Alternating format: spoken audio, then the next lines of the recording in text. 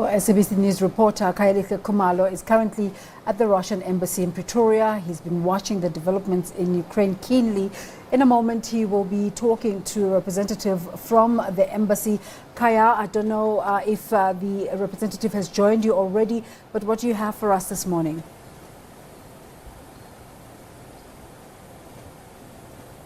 Oh, that's right, Desiree. So we're right inside the diplomatic mission of the Russian Federation. So there's a great deal of anticipation ahead of the peace talks that will be held between Ukraine and Belarus. And of course, these are Russian neighbors as well. And also we've seen the calls around the cessation of hostilities as the conflict reaches day 5. But Desiree, now we're joined by Alexander. He's a press attache here in the embassy. So Alexander, thank you so much indeed for your time. I suppose a very first question is, it's day 5 now.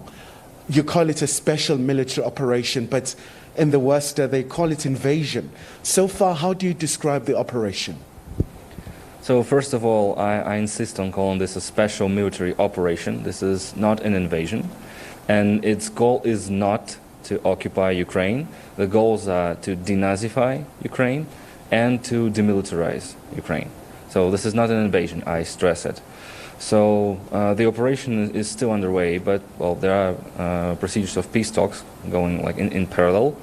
Well, it's good that diplomacy is also on table. Well, for Russia, diplomacy is always on table.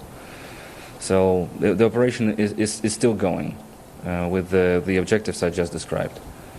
And just once again, Alexander, what do you make of the concerns around casualties? You know, the number keeps rising.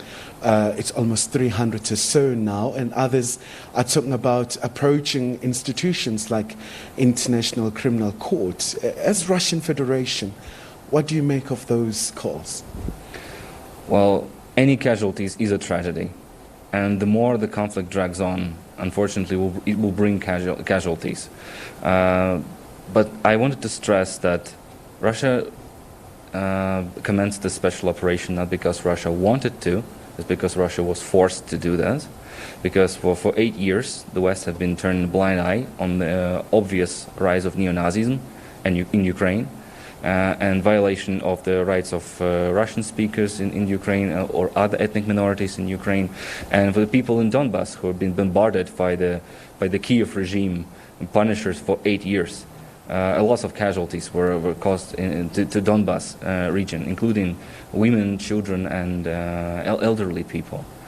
And Russia isn't intervened not to start the war, but to prevent a larger war in Europe, including, well, let's not even think of the apocalyptic scenario, but nuclear war, because the Kiev regime announced in recent days that it wanted to, before the operation began, that it wanted to develop nuclear weapons.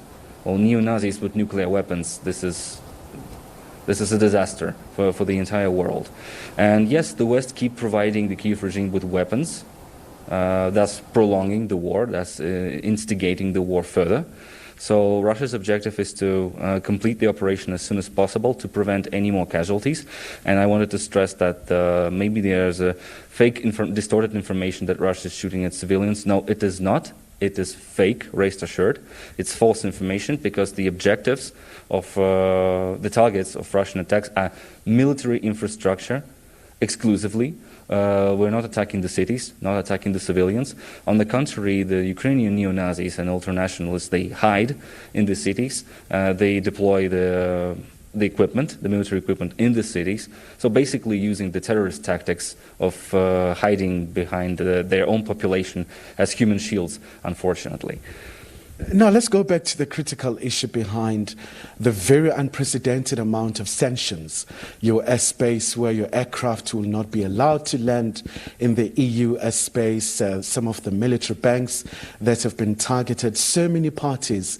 How is Russia going to survive? As much as you do have your ally like China that has shown solidarity with the lifting of the restrictions around the wheat production, but how is the Russian economy going to survive the very sweeping sanctions that you've seen? Well, I think that this question is better be addressed to the Russian government. Well, I'm sure we have a plan. because, well, all the West has been doing lately is introducing sanctions on basically any basis against Russia. So I wanted to say that these sanctions are not for the benefit of Europe, not for the benefit of Russia, not for the benefit of the entire world, because it will have the world is globalized now, and it's going to have the global consequences, negative global consequences. Russia didn't start this. So the West has chosen this path of confrontation. So it's not that we want to confront the West and want to endure sanctions, but we have to, because the West, well, just turns a deaf ear and blind eye on Russia's concerns on security matters, on situation in Ukraine, on humanitarian crisis and literal genocide of people in Donbass. Unfortunately, this is what happens in the Western elites nowadays. So we'll have to manage somehow. Is the nuclear deterrence forces still on high alert? I'm not sure if I can comment on this comprehensively. I'm not representing Russian Ministry of Defense. So, no, I'm sorry, I can't comment on this. And just once again, Alex, what do you say to countries like South Africa, your India, your BRICS partners? For example, here in South Africa, there has been a bit of concern about flip-flopping, whether we're calling for the withdrawal of forces, whether we're calling for the United Nations Security Council to lead in terms of making sure that peace is maintained and stability returns in so many cities in Ukraine where we've seen so many attacks. But what do you say to your BRICS partners in the midst of this critical time, in the midst of a very unprecedented period, at least since World War II? Well, I can say that desire for peace is natural for human beings, for all the countries. We all desire for peace. This is understandable, and we fully support that in Russia, because ordinary Russians, Russian leadership, Russians in general, we also were urged for peace. But and I think that our partners and friends all around the globe want for peace as well. So I'm not going to come up with recipes on how our BRICS partners or other countries should behave, because these are sovereign states, we understand, and we hear the position of other countries, so there will be no instructions whatsoever. So we proceed from understanding that South Africans can decide for themselves how to react and what to make of the current events. So it's entirely up to every country to decide what to do and how to react. All right, Alexander, thank you so much indeed for your time. So Desiree, of course, he is a press attaché here at the Russian Federation diplomatic mission right here in South Africa. With that, back to you in studio.